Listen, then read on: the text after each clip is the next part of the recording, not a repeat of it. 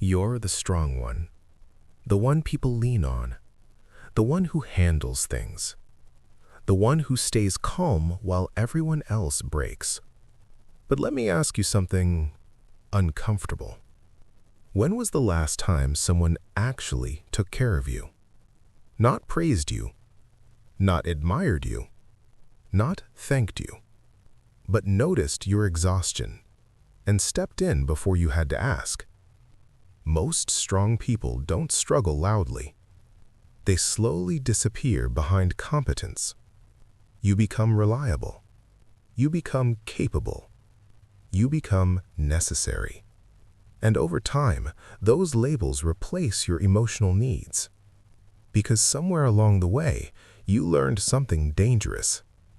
That your value is in how much you can carry. Maybe it started early.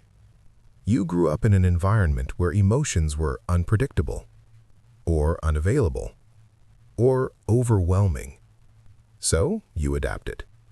You became the calm one, the mature one, the reasonable one. Not because you were born that way, but because someone had to hold things together. And that someone became you. So you learned to suppress fear. You learned to swallow sadness. You learned to translate chaos into control. People admired this. They called you wise, responsible, strong. What they didn't see was that your nervous system never stopped bracing. Because strength, when it's learned too early, is not confidence.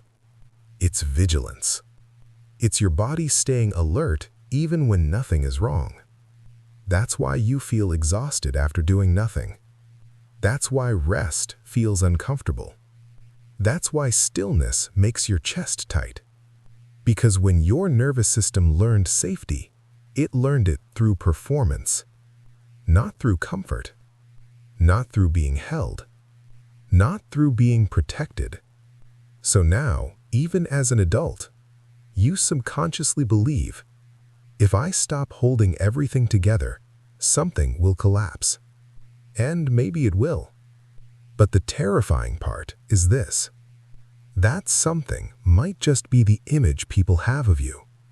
And for someone who learned to survive through usefulness, losing that image feels like losing identity. So you keep going. You keep fixing. You keep carrying. You keep showing up. Even when you're empty. Especially when you're empty. But here's the hidden cost no one talks about. When you are always the strong one, people stop checking. Not because they don't care, but because your calm convinces them you're okay. Your composure becomes emotional camouflage. Your silence becomes emotional permission. So your pain doesn't disappear. It just goes underground. It shows up as fatigue, as emotional numbness, as quiet resentment, as loneliness that doesn't go away even in relationships, because connection requires vulnerability, and vulnerability threatens the role that once kept you safe. So instead, you become emotionally self-sufficient, hyper-independent. You stop asking. You stop needing. You stop expecting. And that looks like strength. But psychologically, it's isolation. Here's the paradox. The more capable you become, the less supported you feel. Because people don't support what doesn't appear to struggle. And the more you internalize this, the more alone you become, without ever being abandoned. That's the real trauma of being the strong one.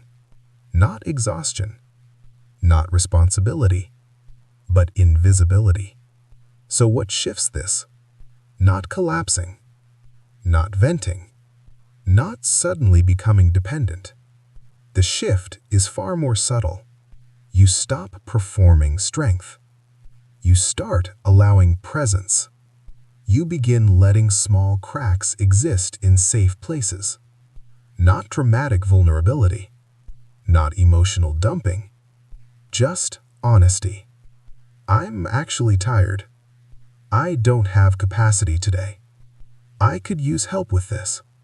Because strength that is chosen is power. But strength that is required is survival.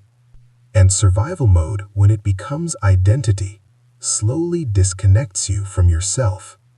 Here's what most strong people don't realize. You don't need to prove safety anymore. You don't need to earn care. You don't need to hold everything. The world does not collapse when you exhale. And when you finally let yourself soften, you don't become weak. You become real. And that's when connection actually begins. Because people don't bond with strength. They bond with truth. And the truth is, you've been carrying far more than anyone ever noticed. And in the next episode, we'll explore why some minds stay calm under pressure while others spiral, and how your nervous system decides which one you become.